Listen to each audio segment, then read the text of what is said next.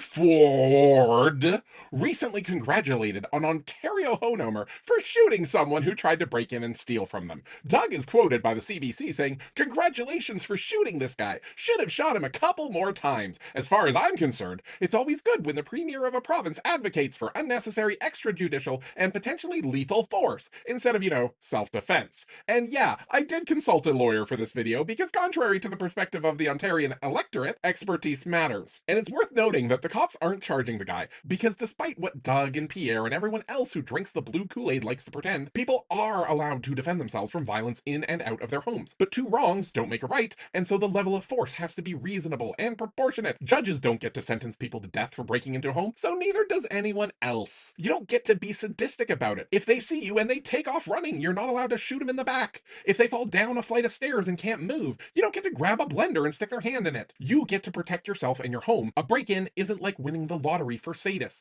Ontarians really should be asking themselves if they want someone who is open about enjoying inflicting pain on other people to be in charge of healthcare and education, because that's what you people keep electing him to be in charge of.